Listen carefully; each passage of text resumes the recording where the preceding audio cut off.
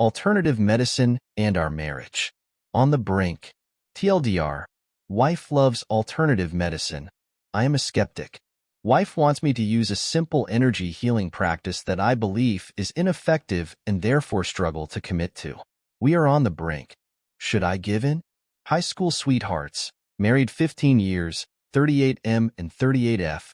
8 years old son. My 38M wife, 38F, has to varying degrees used alternative medicine since I have known her. Over the last few years, we went down a few rabbit holes with two gurus in particular who made her feel unhealthy mentally and physically, one of whom drained us financially.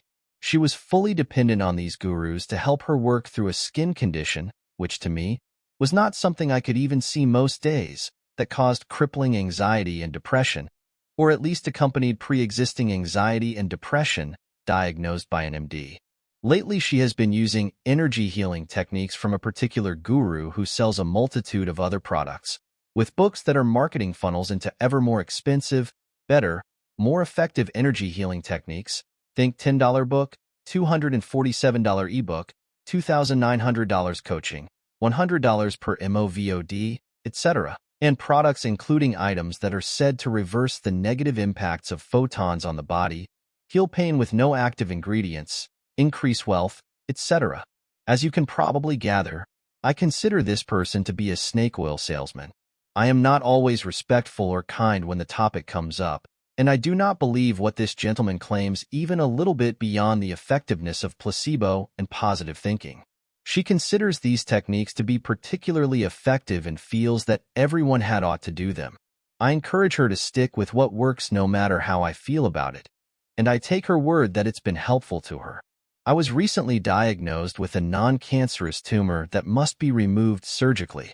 While she has not discouraged surgery, she has been encouraging me to make use of her energy practices along with homeopathic and naturopathic medicine under the belief that my tumor is caused by stress and will shrink or resolve with said practices due to the resolution of my stress and negative memories. She found a practitioner who says that have had great success in shrinking both cancerous and non-cancerous tumors. I am inclined towards neither.